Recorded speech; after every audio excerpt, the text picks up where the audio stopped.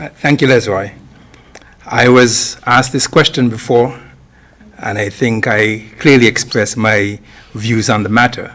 Now, since that hearing, I've been approached by many persons asking me to shed some light on the views that I expressed. And I anticipated that this question would come up again, and so I have some prepared remarks to address that, which I'll share. One of the qualities we should have as healthcare workers is compassion, which is the ability to identify with the suffering of another or to imagine ourselves in a similar state. And while as healthcare workers on the front line in this pandemic and a part of a group that is making great personal sacrifice in this fight, I cannot turn a blind eye to the suffering of the masses. This pandemic is not only testing the strength and the resilience of the healthcare worker. This pandemic is testing our morality as human beings and the very fiber of our nation, the healthcare system, emergency management, security, the public service, business, attitudes, democracy, and our economy generally. The world is in a crisis, and our country is in the midst of it. Many people globally and here locally are no longer able to provide for their families because of this pandemic. Civil servants in St. Kitts and Nevis are among the fortunate. To date, we are still enjoying a full salary and all the benefits we have become accustomed to. Hotel workers, tour operators, breeders, bus drivers, construction workers, restaurant workers, just to name a few, are less fortunate. These wage workers who depend on the earnings from a hard day's work for survival are most adversely affected. We are asking bus drivers to carry their buses at 60% capacity, which is a 40% pay cut. We are asking others to hold strain until we get through this turbulent path in our nation's history. We expect some to make sacrifices, but truth be told, we all have to make personal sacrifices to get through this pandemic. For some, the sacrifice is giving up some personal freedom and staying at home to prevent the spread of this deadly virus. For others, it's a call to service, bringing us out on the front lines to use our skills, knowledge, and God-given talent to protect the vulnerable and the less fortunate. In this time of crisis, therefore, some of us may be called upon to work beyond the call of duty. The police may have to do more patrolling to enforce the curfews.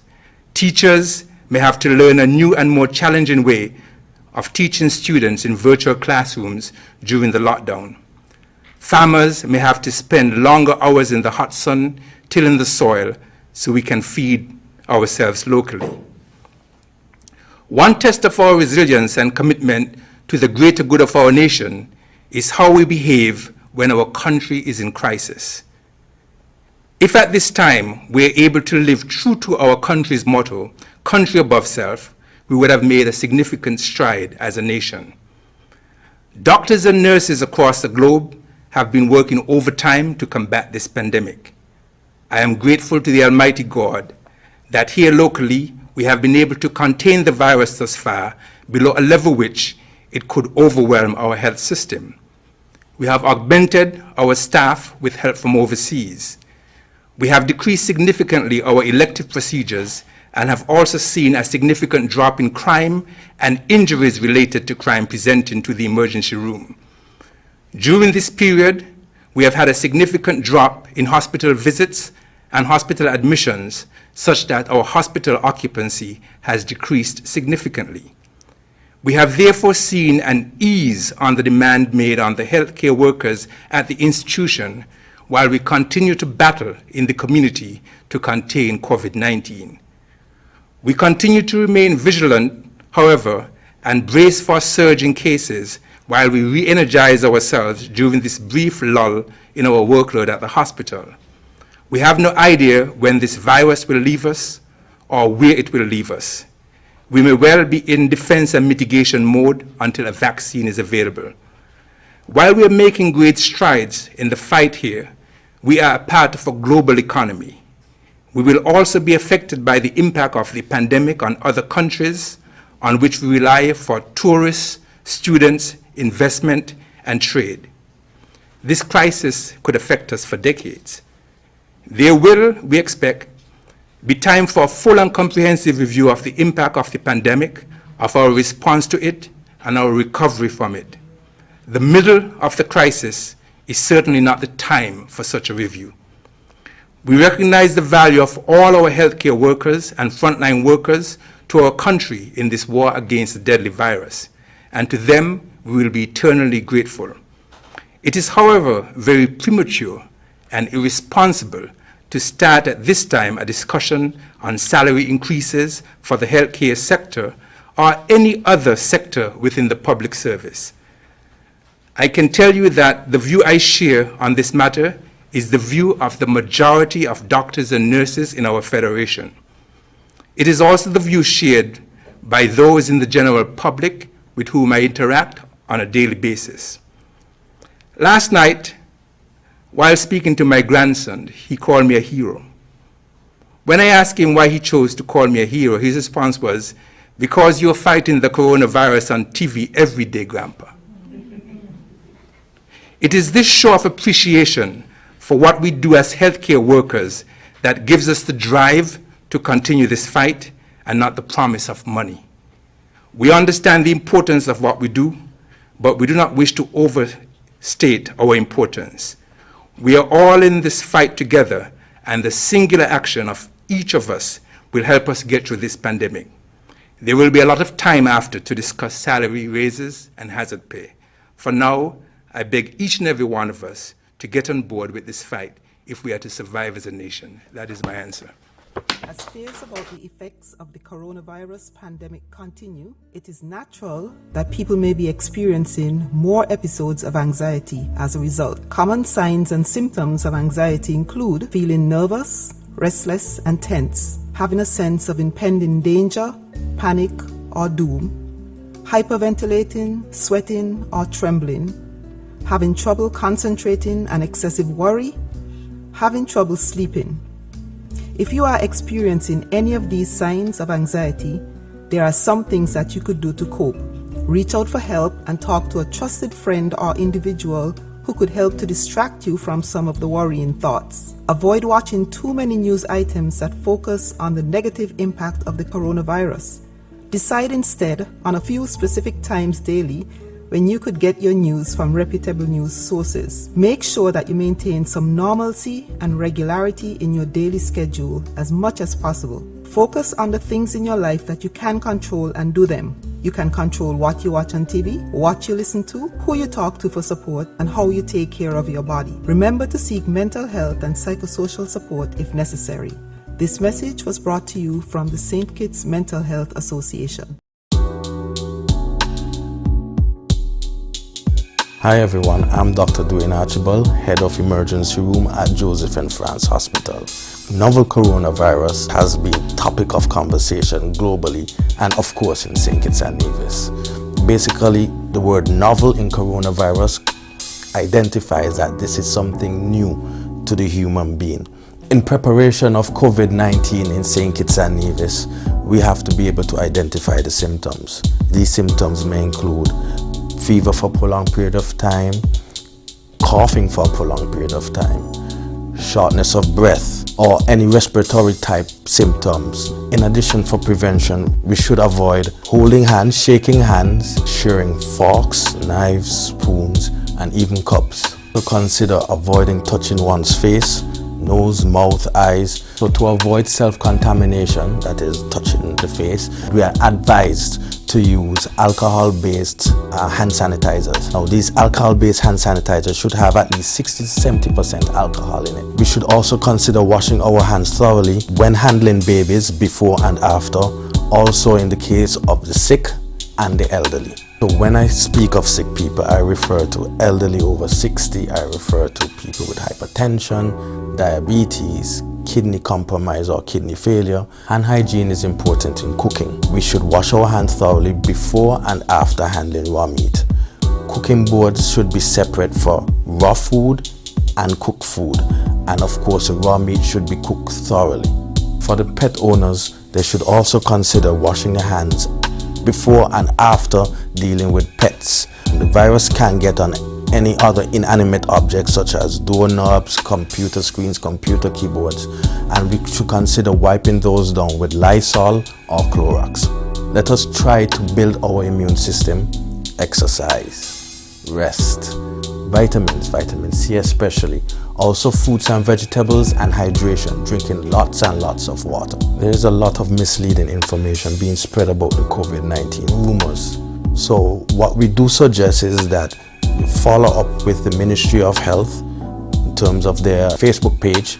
Also, there's information that's readily available from WHO, World Health Organization, or from Caribbean Public Health Agency. So for further information on COVID-19, we can visit the social media outlets or social media pages of the Ministry of Health through the St. Kitts Health Promotion Unit on Facebook, on Instagram, and also on YouTube. Or we can just call 467-1172 or 467-1108.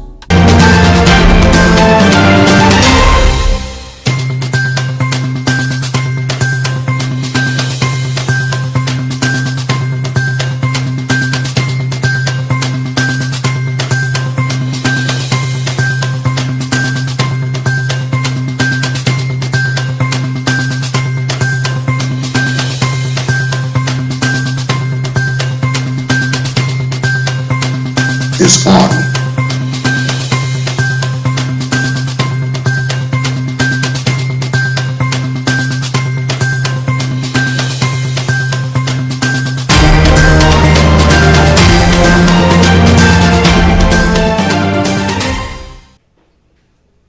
Good afternoon and welcome to the National Emergency Operations Center COVID-19 daily briefing for the 30th of April 2020. I am Les Roy Williams. Thank you very much for joining us, those of you on Facebook, YouTube, ZIZ Television and Radio, and Caribbean Broadcasting Network, owned by Mr. Andrew Cox in the Virgin Islands. Today we continue to update you and to bring you the most relevant information with respect to how we in St. Kitts and Nevis are managing the COVID-19 pandemic. It has been a rather challenging time for all of us, and we have had to make many adjustments to our lives, the way we go about business. Life is not the same, and it will take a very long time for life to come back to as we know it. Today we have a number of presenters, including the SCASPA. We have Skelec here, we have the police, our Chief Medical Officer, and Mr. Samuel. I would like to begin by inviting to address us the Chief Executive Officer of the St. Christopher Air and Seaports Authority, SCASPA, Mr. Don James. Mr. James.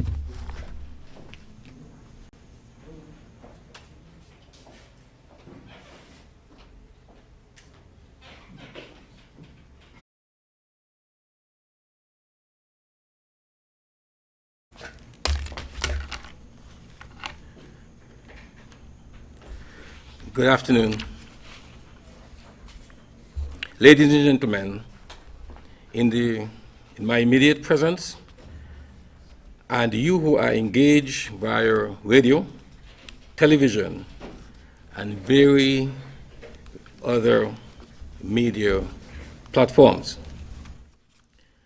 Like all other essential institutions and groups who have been in the forefront in ensuring that our Federation, the people of St. Kitts and Nevis, are well served during this period of unprecedented challenges as a result of the COVID-19 pandemic, the details of which have been well documented, explained, and unless you are in space, have experienced the effects.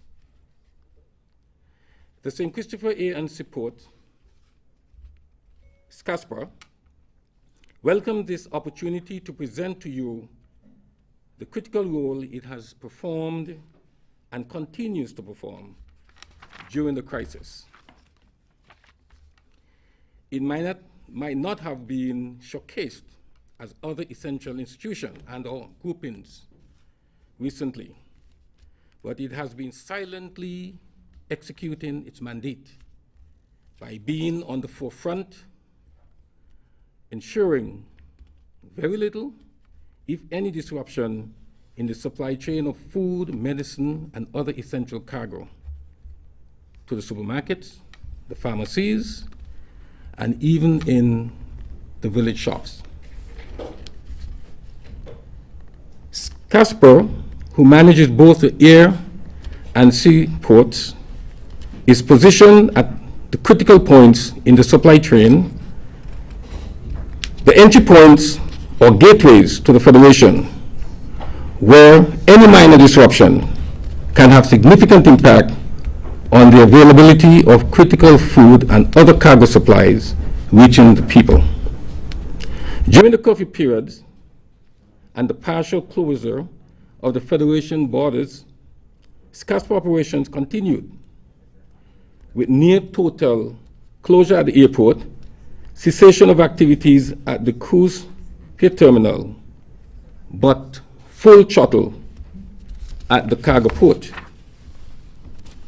On a daily basis, conforming to the social distances protocol, teams of CASPA workers have been diligently working to ensure none or minimal disruptions at the cargo port by ensuring that the private sector is properly serviced, and by extension, the nation.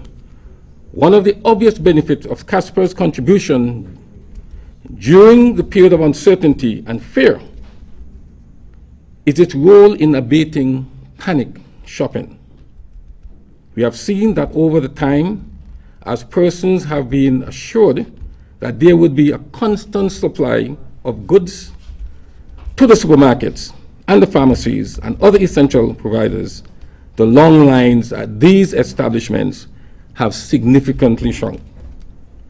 No need for excessive hoarding or the establishment of what I call mini supermarkets in individual homes, creating unnecessary waste. The dedication of SCASPA's work teams has assisted in satisfying customers' wants, and also when they're demanded, and they're spending as little as possible in getting them. And what has been very, very critical at this point in time is the stabilization of prices over the period to date. I am sure that panic shopping episodes that we saw in the early periods of the imposition of the curfew were the most challenging times for the COVID-19 task force, especially the security forces. The greatest potential exposure and transmission threat was at its peak when, and more so, at the long lines. The social distancing threat at these establishments has significantly been reduced through the reduction in those long lines, worming their way for extended distances, and I'm almost tempted to say miles in our local parlance. However, SCASPA did not go it alone. As is usually done, there was much collaboration with its critical stakeholders. One such is the customs. Through close collaboration with the management of the customs, both the business sector and private individuals were able to move cargo. Although in the initial stages of the curfew, preference was given to essential goods, that has now been extended to all cargo. CASPA's strategy, COVID strategy. The authority sees the critical role it has to play in the wider national strategy in the management and holding at bay the spread of COVID-19. The authority took early measures to ensure that the staff is fully apprised of the seriousness of the impending pandemic. The authority would like to thank Chairman Mr. Samuel and CMO Dr. Laws for their rapid response to our request to engage the staff on the nature of the virus, potential avenues through which it is transmitted, and the basics of how we as individuals can assist in arresting contamination and spread within the workspace. The management team of the authority was up to speed quickly in ensuring appropriate equipment and provide to our most valuable assets, which is our staff. Management also briskly went about implementing the core social distancing protocols. Virtual meetings became standardized, stay-at-home work was instituted, signposting at key points in the authority, basic COVID management instructions were broadcast through the authority's public announcement system at the RLB, International Airport, erection of sanitizer station throughout the workspace, 6 feet spacing markings were placed at their appropriate stations for both staff and the general public. In brief, a full embrace of the recent established COVID-19 pandemic regulation, demonstrating the authority's commitment to support the wider national fight to contain the spread of the COVID-19 virus. The staff of the authority has been exemplary in their performance over the long haul. It was not easy to be on the front line, especially in the early stages of the heightened panic and fear due to the uncertainty and also 24-hour churning of the social media platform with so much false fake news, and maybe at the stage, a genuine misinformed public. Management was challenged by the early reaction of staff, but through persuasion and the constant internal communication and feedback updates by the COVID-19 strategy team, some fears have been subsided and or even eliminated. The workforce then settled down to what they do best, serve the public. The staff of the operations department continued to belt out outstanding performances. Although it was all hand on deck across the authority, I wish to make mention of a specific team at the risk of being pilloried by other members of staff. And that team is Mr. Wilson and his team of operators and operatives, warehouse staffers who stack and unstack the cargo sheds in the most difficult times, even at the expense of missing out on the panic shopping days. They eat food too, have health issues, family matters, just like the rest of us, but they were out very early in the morning and late at night, working the containers to ensure the supermarkets, the pharmacies are well stocked. But it is in such times that we test the commitment to the sacred motto of our nation, country above self. And at least for once in their lifetime, or in the lifetime of our staff, it was demonstrated.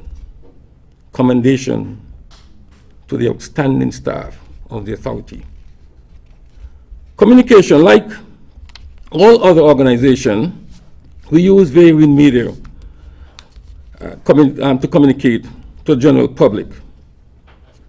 What is very important, and I pull this up from the McKinsey company, with respect to communication, during these times, improve the transparency and velocity of information inside the organization and between its critical stakeholders. We had web posting, teleconferencing, email, etc. Our key areas of facilitating trade and enhancing the efficiency and ensuring the goods arrive at the final destination in the Federation is the waiver of storage fees. This is one of the other facets that we added to our service, the elimination of fees. And customers, both commercial and private individuals, benefited significantly from this gesture. It was one way of accelerating the rate at which we can get people's goods out of our space. I would just go to some statistics. Interesting. Cargo. During that period, we have seen a gradual falling off of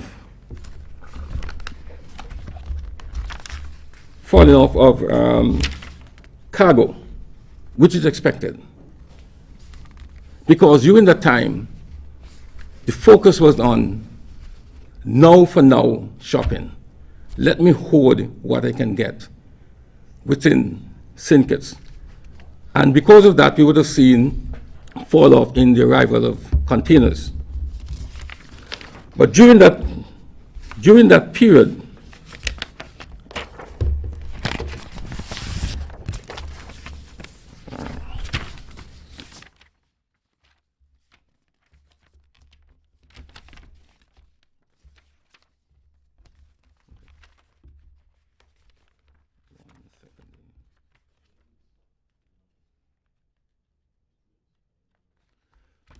period, we would have seen a decline in the number of containers hitting our shores. And we would have noticed something that was very strange. The only area we did not have a decline in was motor vehicles. Food fell, containers, quantity fell. But for cars, motor vehicles, we have seen an increase in that. The authority, even though there was a parcel closed down, we had activity still at the airport. On a daily basis, we assist in flights, mostly taking passengers out of the Federation. But today we had the opportunity to welcome in, I think it was stated about 54 persons, our students from overseas, from Jamaica. So we are still facilitating. There's still cargo movement at the airport, not only at the city, but at the airport. On daily, every Tuesday we have Amerijet,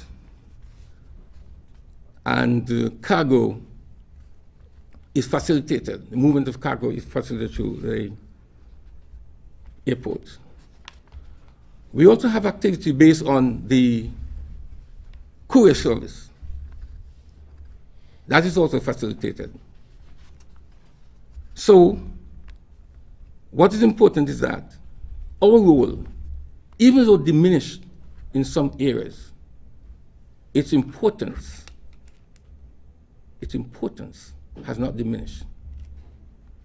And the institution is committed to performing and to execute its mandate, which is facilitate trade in the interest of the Federation. We also would like to say thank you for this platform, because it gives us an opportunity to let the Federation know that the institution, SCASPA, continues to work and will not lose any steam in performing that role in satisfying the people of the nation. I'd like to say thank you.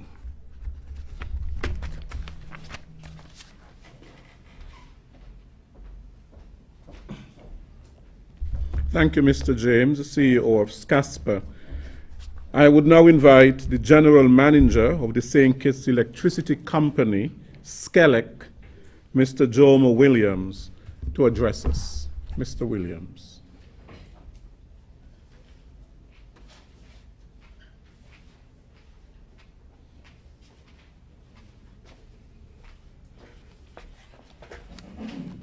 Good evening. It's indeed a pleasure for me to be here today to give a presentation on behalf of SCELEC. The St. Kitts Electricity Company, recognizing our role as the sole provider of electricity in St. Kitts, began our preparation for COVID-19 as early as January of this year. SCELEC was one of the first companies to invite the Chief Medical Officer, Dr. Hazel Laws, and the NEMA Director, Abdia Samuel, to sensitize our staff on the virus. We devised plans to ensure the supply of electricity during restrictions on movement related to COVID-19 would remain constant. Our measures have included heightened sanitization at our 3 locations, restricted access to our power station and transmission and distribution campuses, limited access to our administration building, protective gear for staff, including masks and gloves. The company also provided our staff with equipment to facilitate work from home.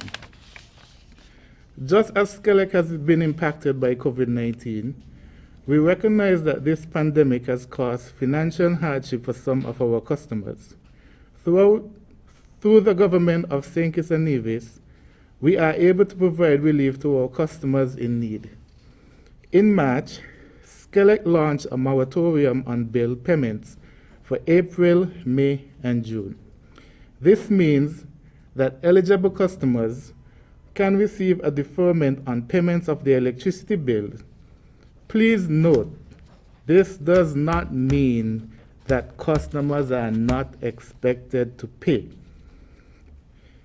but rather they are not expected to make payment until the moratorium ends. Customers who qualify for the moratorium must note the following. The next payment due for the March bill, which must be paid on or before July 2020.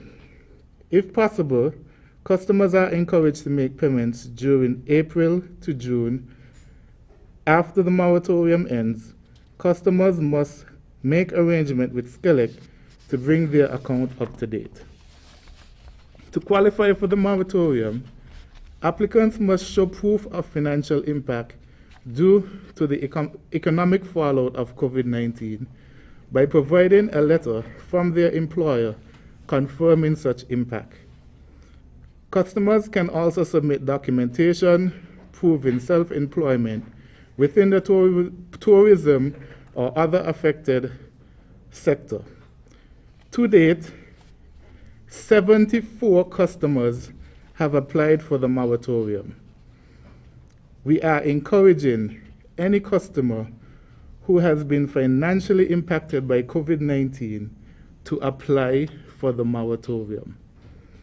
Customers with email should send their name, account number, and documents showing proof of financial impact to customerservice@scelec.kn and complete our deferred payment form found on the website scelec.kn to apply for our 3-month moratorium. Alternatively, customers can call our customer service department at 465-2000. Due to the imposed restriction of movement our meter readers are unable to physically collect meter readings. As such, 6,628 customers, roughly 31% of our accounts, will receive an estimated bill for April. April's estimated bill will be calculated using an average of customers' January, February, and March bill. Customers who have received an estimated bill will see a change of the billing code on the inside of the bill. These bills will include the letter E, which indicates an estimated reading. SCELEC aims to follow up with the actual reading in the next billing period once regulations allow. As we continue to practice social and physical distancing, we are encouraging our customers to sign up for our online billing platform, eBiz. With eBiz, customers can view bills online, receive bills via email, make payments online, view billing and usage history, report faults, and calculate bills.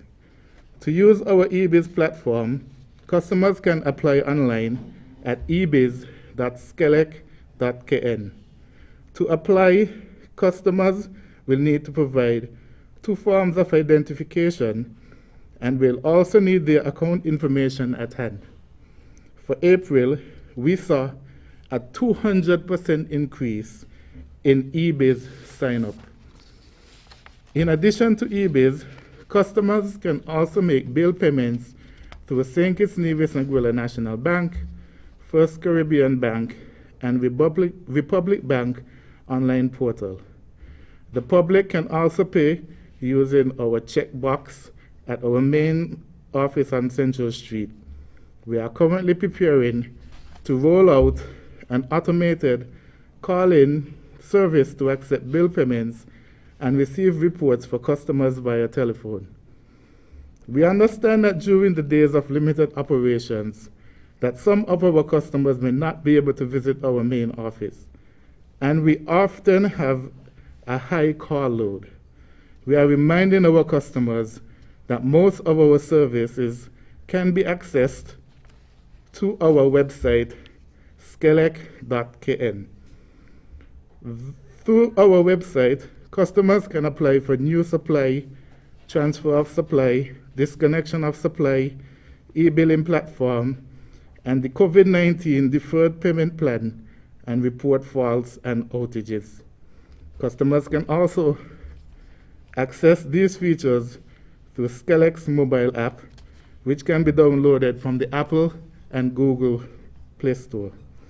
Alternatively, customers can contact us using our Facebook page, SCELEC, St. Kitts Electricity Company, or by emailing customer service at skelec.kn for service inquiries, or info@skelec.kn for general inquiries. Customers can also call 465-2000 or 465-2013 for emergencies, or 600 from a mobile phone. While we do not discourage visits to our office, for customers who choose to do so, please note that we are open from 8 a.m. to 2 p.m. on partial curfew days. We have limited access to only a few customers at a time. All customers will be asked to sanitize their hands and obey physical distancing protocols. Only customers wearing masks will be allowed to enter our customer service and cashier department. St. Kitts Electricity Company has begun installing new LED-efficient streetlights as of Monday, 20th of April, under the Street and Floodlight Retrofit project. The first phase of the installation includes a changeover of over 5,000 lamps to LED. The project began with a changeover of lamps on the F.T. Williams Highway at the Camps Roundabout, continuing east on the Island Main Road. 26 environmentally sensitive amber lights, or turtle-friendly lights, will be installed on the Island Main Road in Keys and through the Keys community to protect turtles that nest on Keys Beach. While we continue to work together to contain the spread of COVID-19, let us not forget the upcoming hurricane season. At Skelec, we have already begun hurricane preparedness plans. We are taking this time to encourage the public to begin their individual and household preparation for the upcoming hurricane season. I want to thank the public for its understanding during this time. And most importantly, I want to express my gratitude to the staff of Skelec, who continue to go above and beyond the call of duty to ensure that we continue to supply electricity. You are an essential part of Skelec. You are an essential part of the Skelec family and the country. These have been extremely challenging times for Skelec and the people of the Federation. I want to remind you that Skelec is the crew that's always with you, and we are committed to providing electricity with reliability and responsibility. And in closing, I just want to remind everybody to continue to wash your hands and don't let anybody cough in your face. Thank you.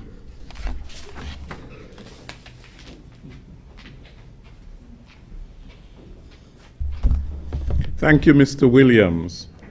I recognize among us the esteemed Honorable Attorney General, Honorable Vincent Byron, and also I recognize the Minister of State with responsibility for health, the Honorable Wendy Phipps. I now invite Superintendent Cromwell Henry, Divisional Commander for District A, to give us his report. Superintendent.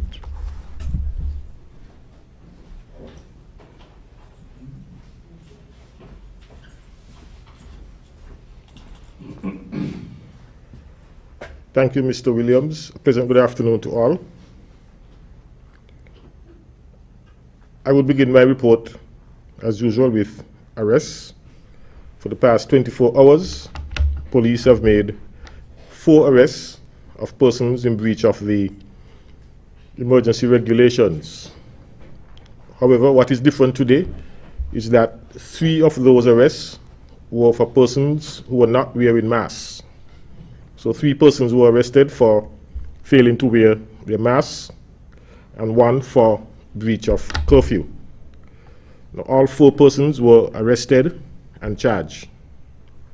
To date, the total number of persons arrested under the emergency regulations is 101. We believe that the public is sufficiently sensitized about the wearing of masks, and so the time has come for enforcement. We will continue to make our appeals to residents to adhere to all the provisions of the emergency regulations, particularly the social and physical distancing protocols, the hygiene protocols, the wearing of masks, and the shelter-in-place protocols, shelter-in-place order. I will now give some information from the Inland Revenue Department. Due to the social distancing protocols that are being observed at the Inland Revenue Department by the staff and taxpayers alike, there has been some delays in the processing of licenses. The deadline for the licensing of vehicles ending with 3 and 4 has therefore been extended to May 8th. So persons with vehicles with registration numbers ending with 3 and 4, the deadline for the licensing, the renewal of your licenses has been extended to May 8th, 2020. Persons who have renewed their licenses online and are waiting for the license to be processed should keep the online receipt with them so that if you are stopped by the police, you can present this receipt to the police. You should also present the old or the expired license along with your receipt when requested by the police. The Inland Revenue wishes to continue to encourage taxpayers to use their online portal to renew your licenses, and of course this will reduce the time you may have to wait in lines at the office. Today's limited operation period ends at 7 p.m. The nightly curfew begins at 7:01 p.m. and runs until 5:59 a.m. tomorrow. Tomorrow is the final day of limited operation days for this week, which starts at 6 a.m. We ask residents to observe the curfews and complete all of your activities within the time frame allotted and be off the streets during the hours of the curfew, 7:01 p.m. until 5:59 a.m. Thank you.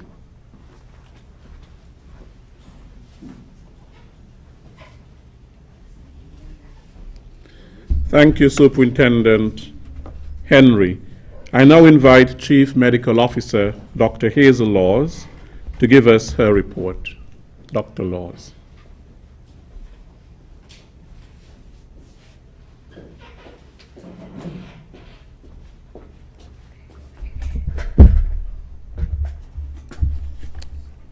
Thank you, Mr. Williams, and good afternoon to everyone. As of today, Thursday, the 30th of April 2020 at 3 p.m., the World Health Organization reports 3,090,445 confirmed cases of COVID-19 globally, with 217,769 deaths. To date, 293 persons have been sampled and tested, with 15 confirmed positive, 271 confirmed negative, and 7 results pending. 6 confirmed cases have recovered, with 0 deaths to date.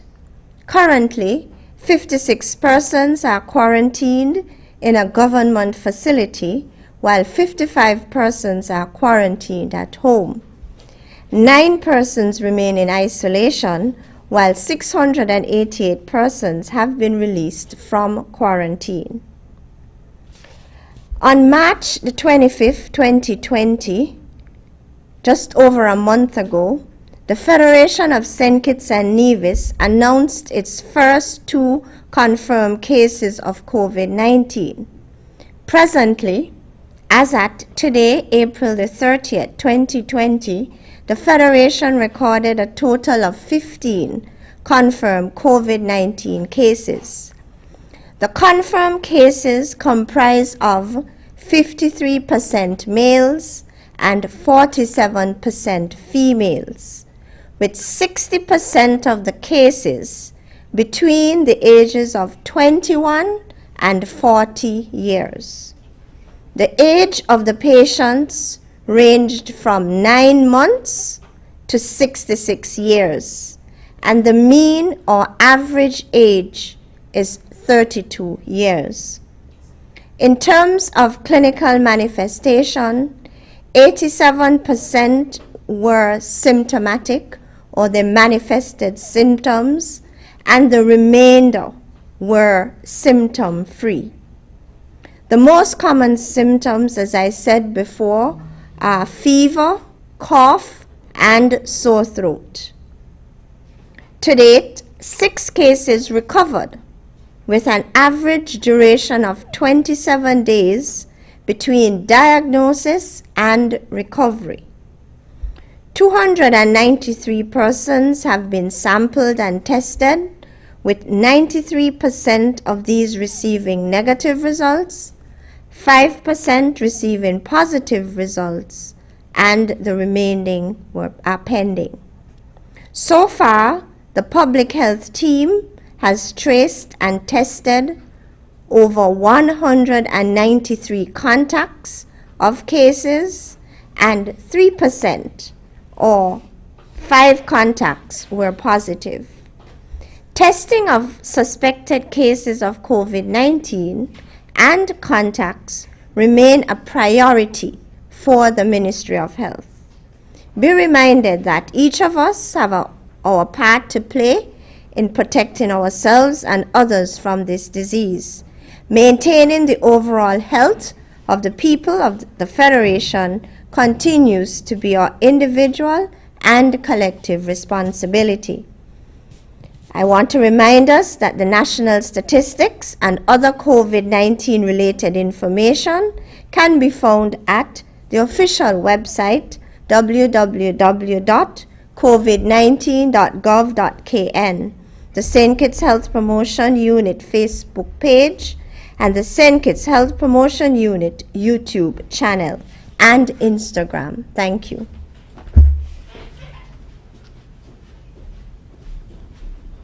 Thank you, Dr. Laws. I now invite Mr. Abdias Samuel, Chair of the COVID-19 National Task Force, to address us. Mr. Samuel.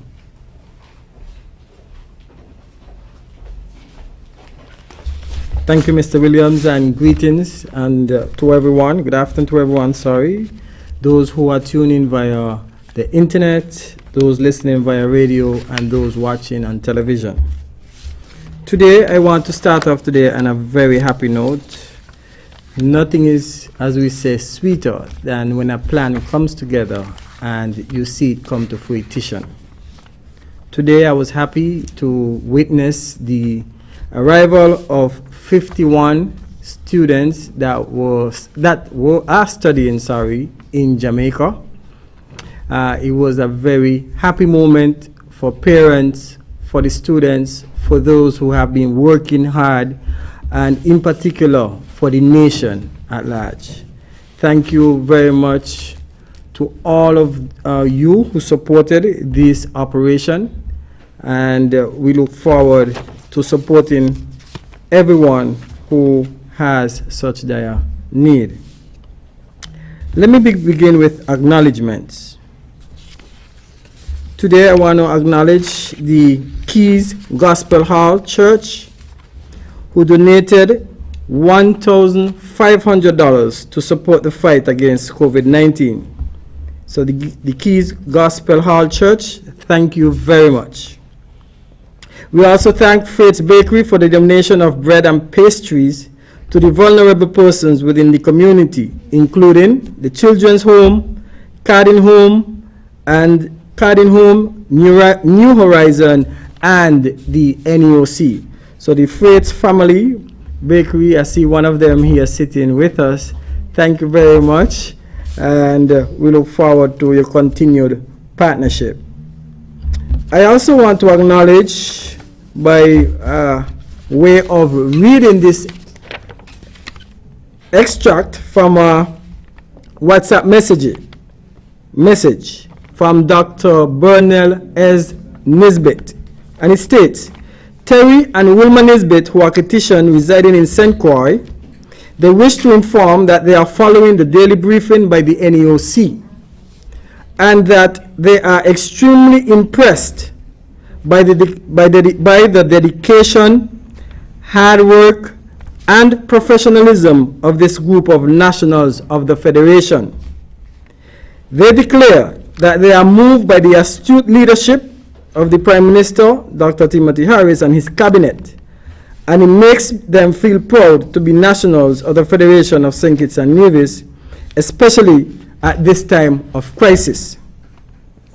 This small initial token makes them feel a part of the valiant effort undertaken there in the fight against COVID.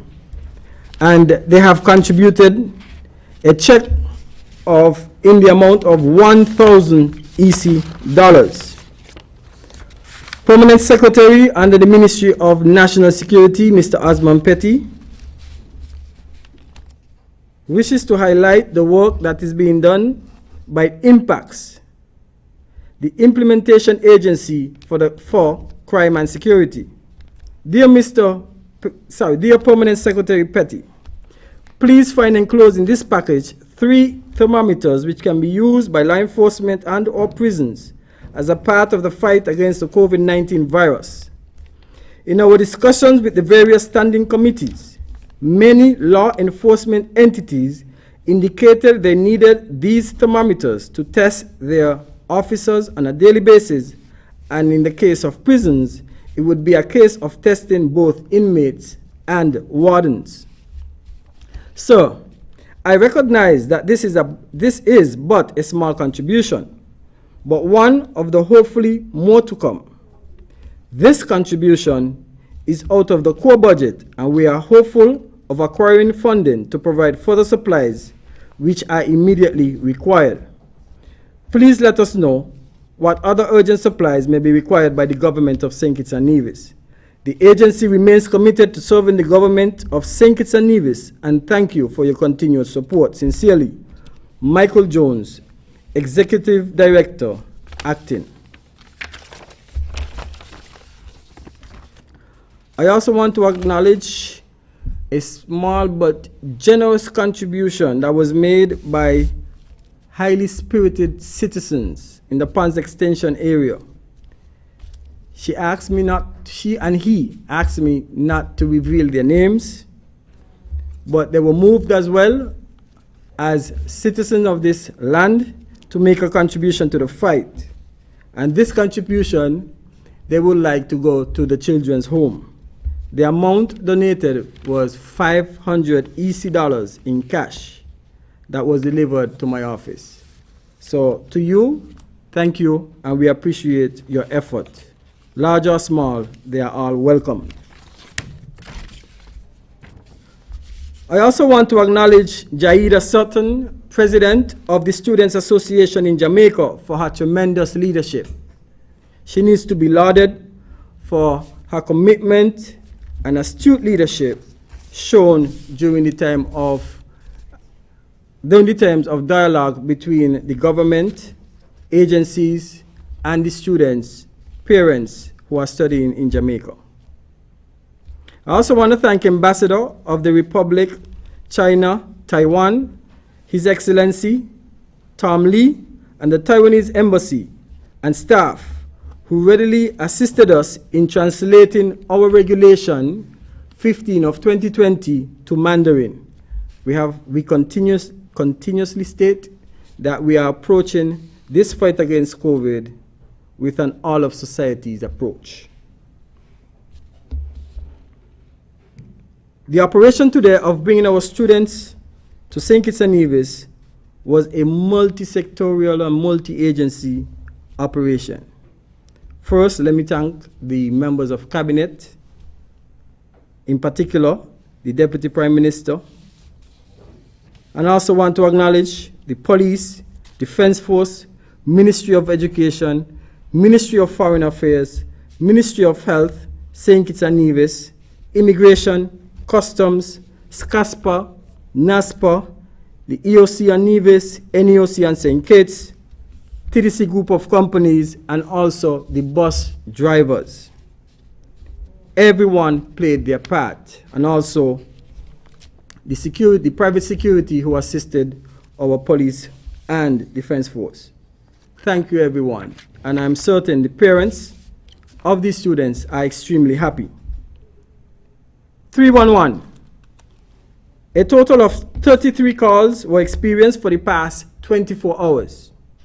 30 on St. Kitts, 3 on Nevis. 911, 96 calls. NEOC, 7 calls.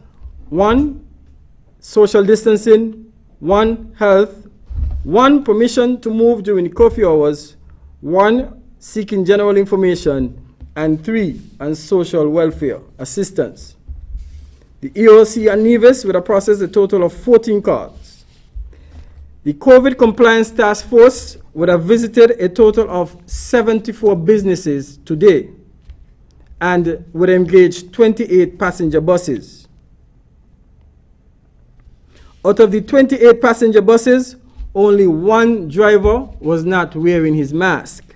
Again, let me repeat, one driver was not wearing his mask. And I am appealing to citizens.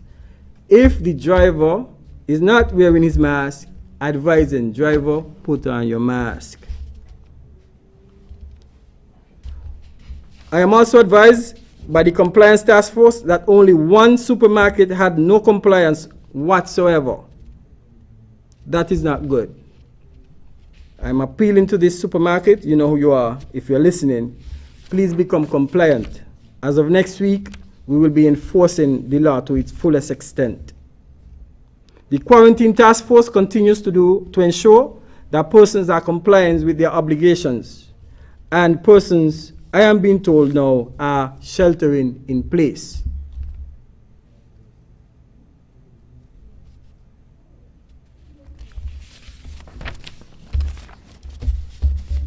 I want to present some statistics that was presented to us. For the businesses adhering to 6 feet of distancing, 42 out of the 79 visited today. Those who have markers inside and outside of the businesses, only 40 out of the 78 visited.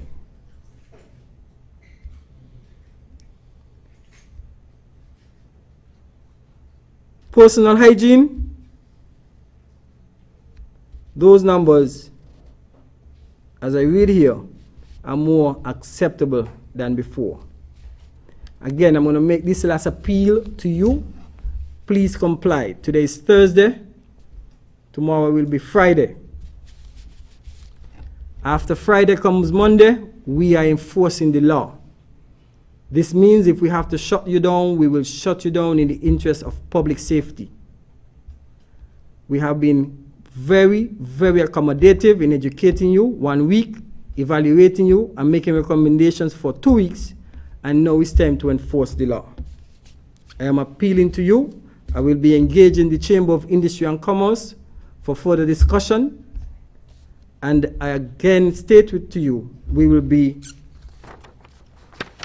ensuring that you comply with the regulations. With that said, I want to thank you very much for listening, and we will now engage in questions and hopefully get you some good answers.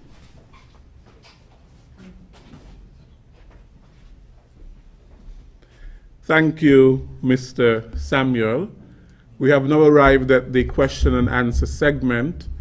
I see some persons in the room. Of course, we have the Honorable Attorney General. We have the Honorable Senator Wendy Phipps. We have the Public Relations Officer from SCELEC, Mr. Gawain Freites. We have the Communications Manager at SCELEC, Ms. Patrice Harris. We have the General Manager of SCELEC, Mr. Jomo Williams. We have Superintendent Cromwell Henry.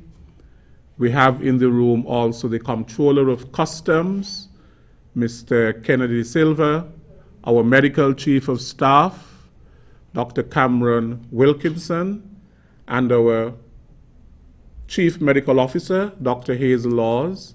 We also have the CEO of SCASPA, Mr. Don James. Your questions can be based, of course, on the presentations that were made. And you can specify who you would like to answer a particular question. The first question. Sometime last week, this one is for the Attorney General. Sometime last week, a lawyer told me that the Constitution has no allowances for the postponement of elections. Of course, the framers of the Constitution never expected something like this pandemic to overtake St. Kitts. In the absence of a provision in the Constitution, if this pandemic continues, how are we going to deal with the elections and remain in the parameters of the Constitution? I hasten to add, the lawyer was not being political when he gave his opinion based on his reading of the Constitution. Attorney General.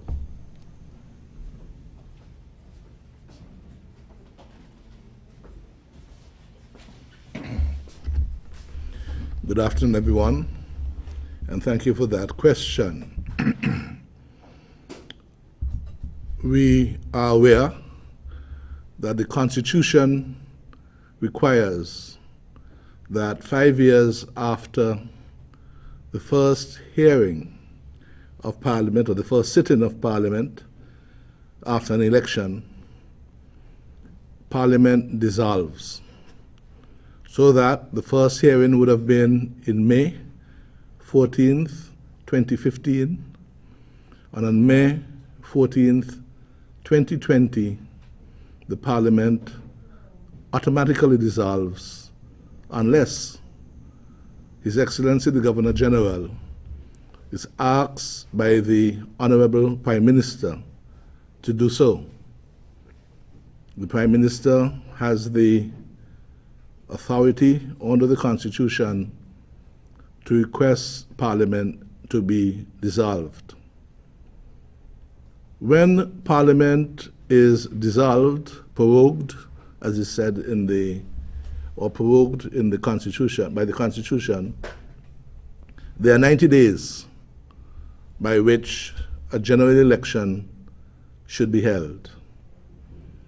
So that if Parliament was to be dissolved automatically no later than May the 14th in 2020, 90 days from then may well be something like the 11th of August of this year, when there must be a general election under the Constitution. I would not want to get into further legal discussion, but there may well be common law principles that may be invoked or used before a court if there is a need to, under necessity, to extend or to delay or postpone an election. At this point in time, that is not envisaged, and we would hope that we will be able to conduct a general election within the constitutionally mandated frame. And so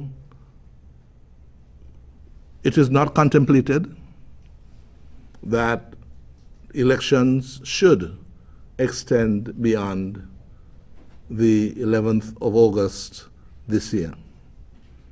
And questions of common law, questions of necessity and so forth do not pertain, as we are not in that situation at this point in time, and we depend on our medical professionals to guide and advise us as to how we will be able to conduct this fight against COVID and how we live over the next 90 days and more. Thank you very much.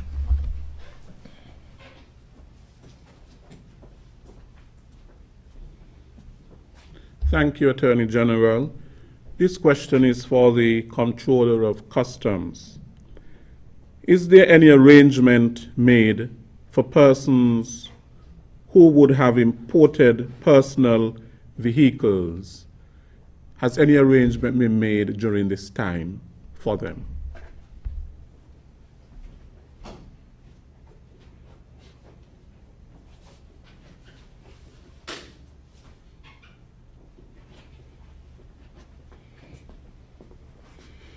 Good afternoon, everyone. We would appreciate that most people would have perhaps purchased a vehicle while the economy was good, pre-COVID-19. However, there are vehicles here, and I guess the economic situations for individuals would have changed by then. What we're asking people to do, if they have a concern, they can come to the comptroller's office and discuss their individual difficulties, and we'll see what, if any, arrangements could be made to alleviate the difficulties that we'd have in paying the duties and taxes.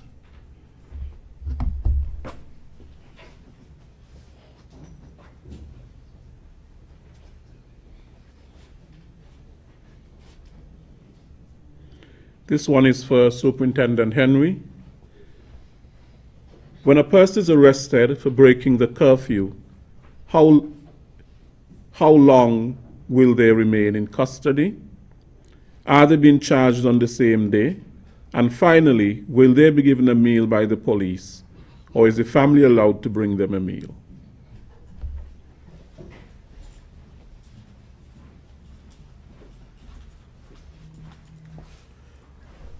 Generally, within 48 hours, that person is charged and bailed within 48 hours generally. And in terms of meal, yes, a family member can bring a meal. If no one brings a meal, then the police will provide meal for them.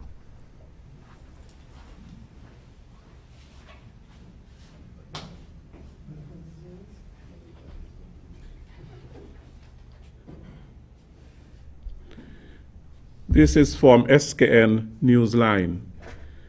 There continues to be varying opinions about the effectiveness of cloth masks in protecting wearers from contracting COVID-19. Kindly explain the following. A, how effective are cloth masks in protecting individuals from getting COVID-19? B, various people, manufacturers, are making masks. What should be the minimum structure in making these masks that consumers should be aware of? And C, who monitors the standards of these masks to ensure consumers are getting the right standard of masks? Second question. Okay. Dr. Wilkinson.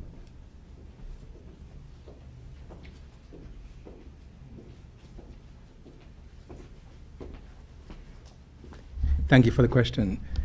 One of the things that we've said before is that the purpose of wearing the mask is not to protect you from someone else, but to prevent you from spreading your respiratory droplets.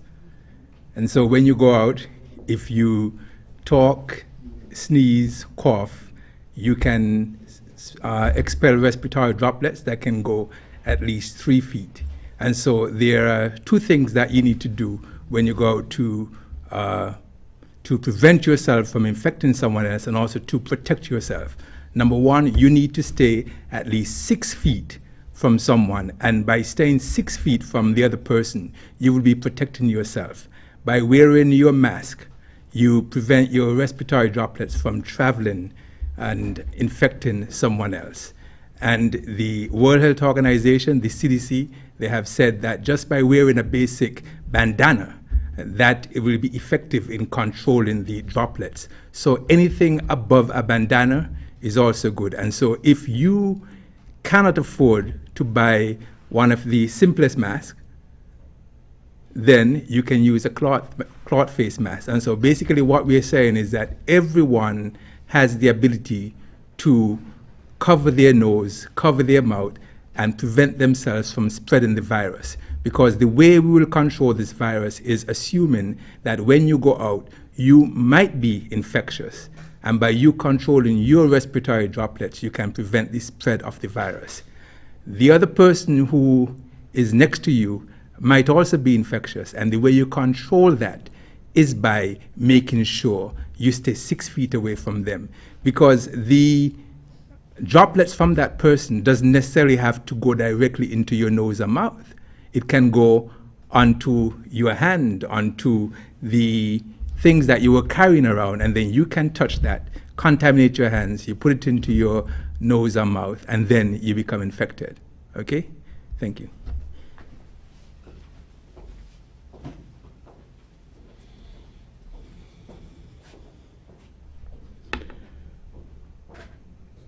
SKN Newsline. In relation to the students who arrived from Jamaica, can you indicate how they are being quarantined or where they are being quarantined? And will all of them be tested for COVID-19?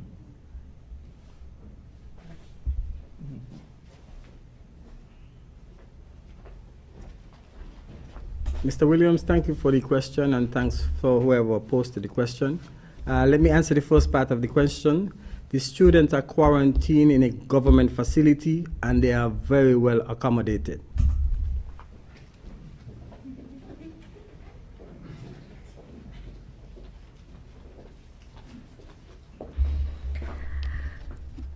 As you just heard, the students are quarantined in a government assigned facility, and they will be observed with regards to the development of signs and symptoms of COVID-19. And yes, of course, they'll be tested. Thank you.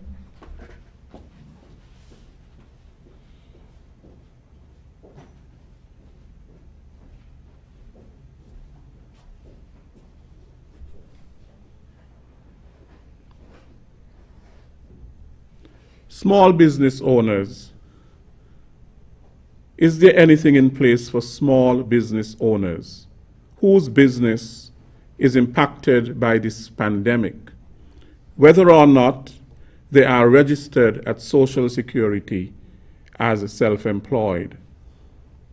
I operate a business on weeknights, especially Fridays and Saturdays, running my grill, etc. But because of the curfew, I can't be open, so therefore, I'm not making any money, only my next to nothing pension. Attorney General.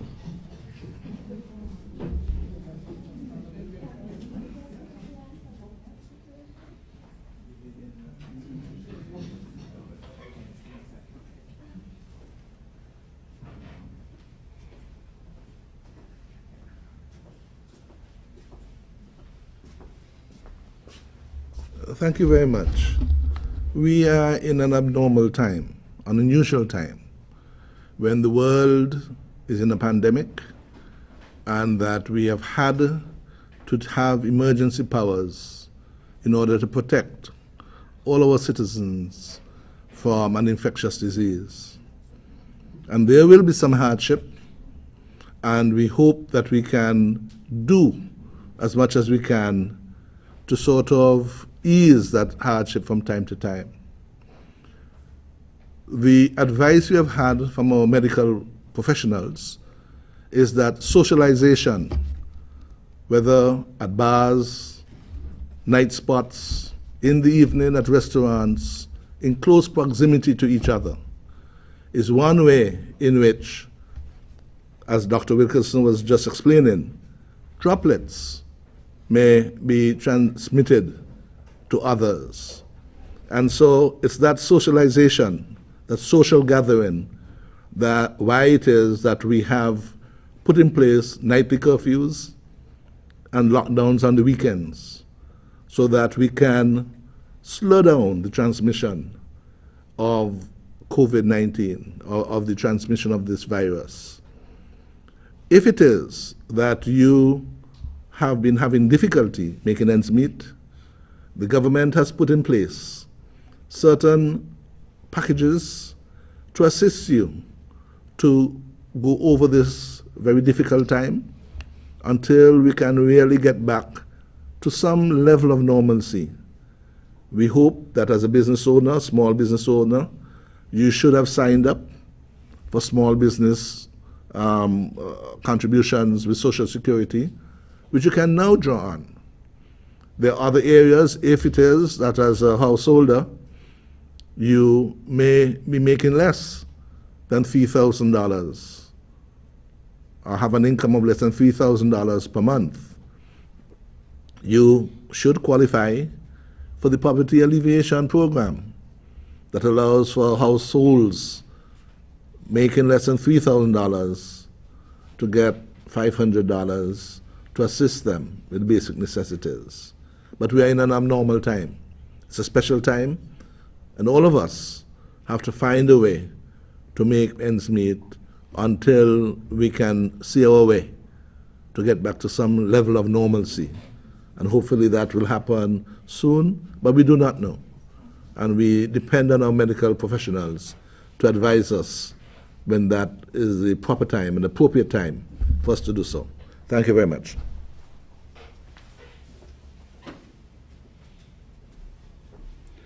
And this is our last question for the day. Are gyms allowed to operate? Gymnasiums.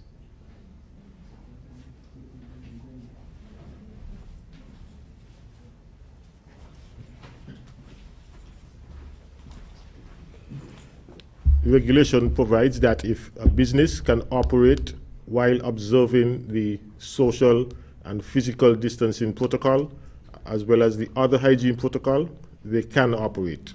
Thank you.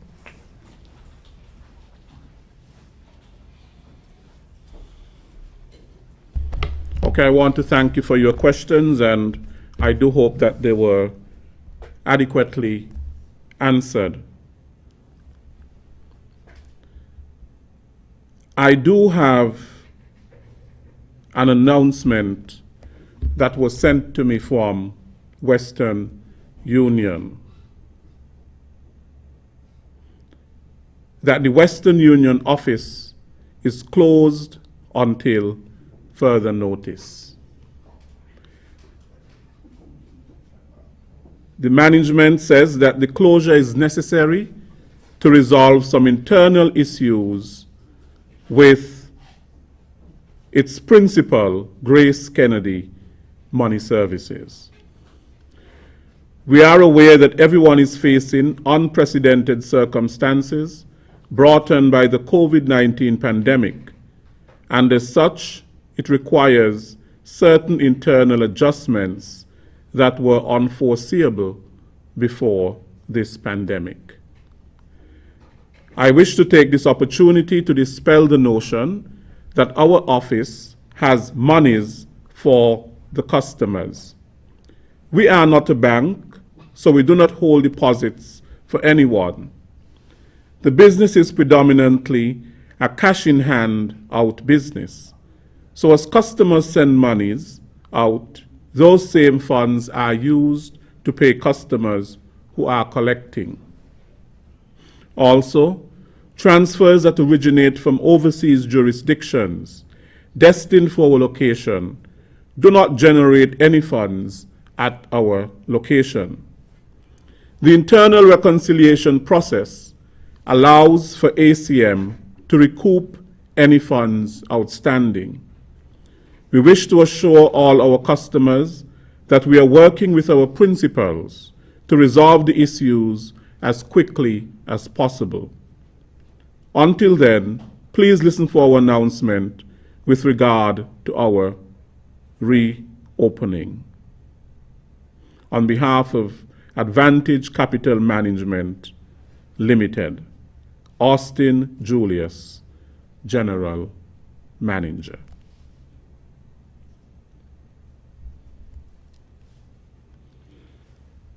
We do apologize for the late start we had today because of situations beyond our control. Tomorrow, we are going to have a representative who will speak on the Poverty Alleviation Program, the PAP, tomorrow at the briefing. I would like to thank all of our presenters for today, Mr. Don James, CEO of SCASPA, Mr. Jomo Williams, General Manager of SCELEC, Superintendent Henry, our CMO, Dr. Hazel Laws, Mr. Abdius Samuel.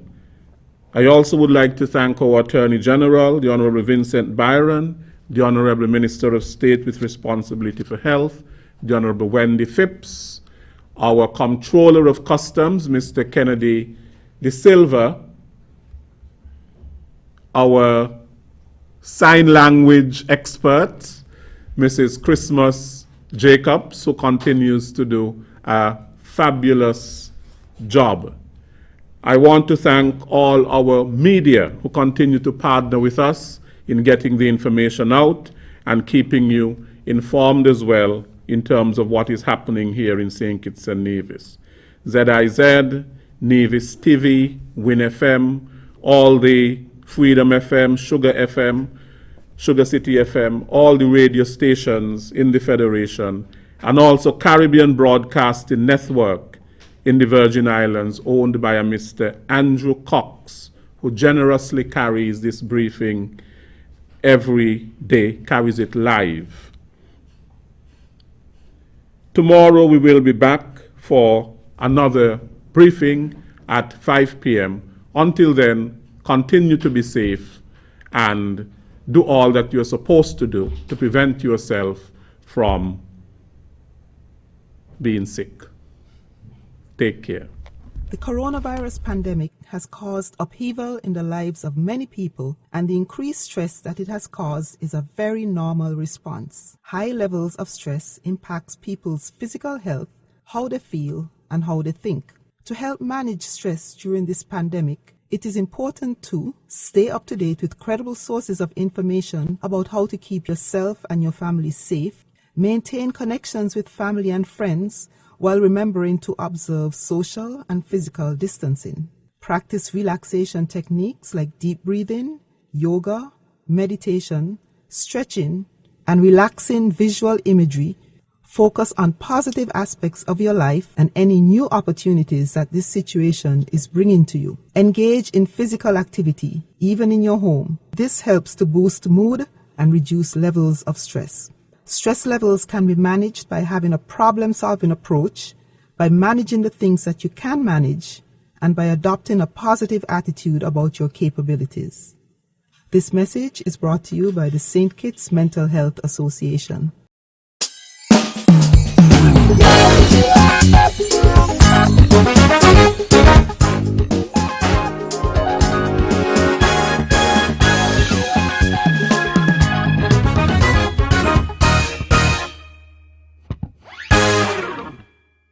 Welcome to Yes I, Mekai. I am your host, Mekai, and today we have an exclusive. The world is shaking up right now due to the coronavirus. We have with us the organism himself. World Meet Corona. So Mekai, a bit too close to you when you don't have mask, sir. But it's what you all booing me for. Sorty lager, sir. Move from there. Yeah, man. Coronavirus is my family name, eh? But my specific name is COVID-19. I up to the time, you check it, I fresh. Now, as you see me there, I am a citizen of the earth. So hereafter, I can be transmitted in all areas. So how do you spread or multiply, as one may say it? So let me show you how I spread it, eh? I am a respiratory virus. So I spread it mainly through droplets when somebody that have me already cough or sneeze. Droplets of saliva come out of their nose and their mouth and into the air. If you too close to that person or the droplets land on a surface that you manage to touch, where you stick in that. Is there any way people can protect themselves from you? The best way to protect yourself from me is to wash your hands 24/7.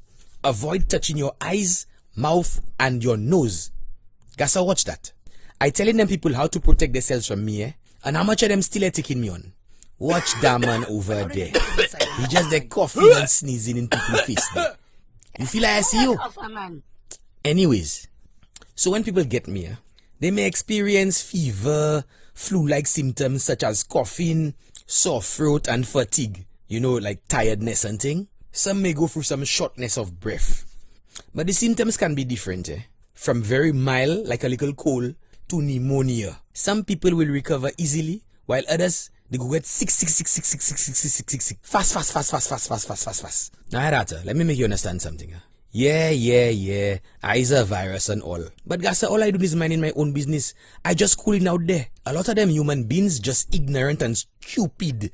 They have legit information out there on how to protect themselves from me, you know. Like the World Health Organization. You're getting proper info. But them humans prefer to go and read gossip and all kind of comments from their friends on social media and all kind of things. So Facebook is life. It's their own ignorance that helping me spread Gasa. All I do in there is schooling out there, you know, minding my own business. Another thing too, Black people can't get that, huh?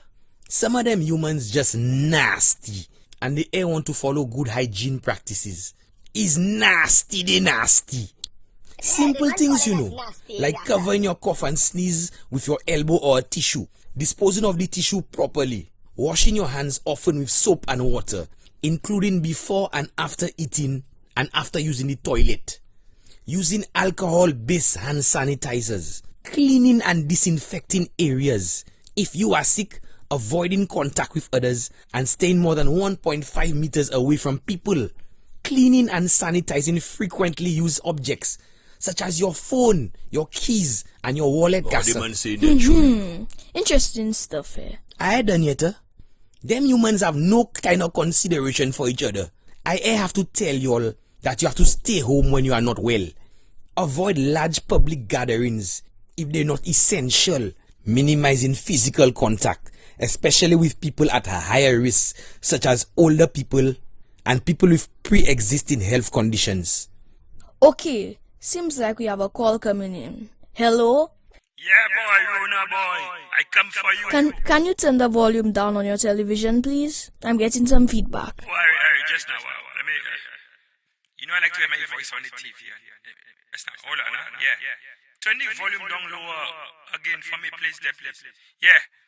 Yeah, Rona. Me you come for?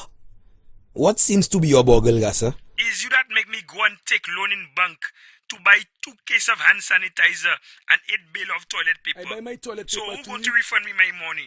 I spend how much money buying garlic and vitamin C and more toilet paper again? Who going to pay me back for that, Gasa? Gasa, let me ask you something. When last you wash your hands? But Gasa, You there talking on a cell phone. When last you sanitize that? You make a choice to stay in a long line and wait and buy how much toilet paper. Go and wash your hands, Gasa. Go and bathe. Nasty.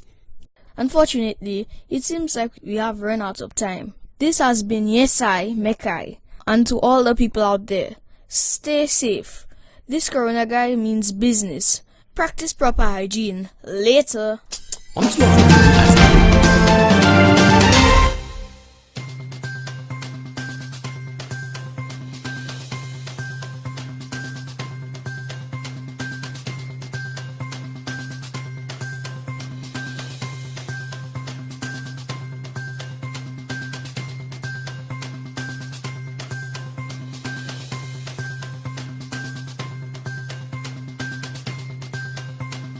Is on.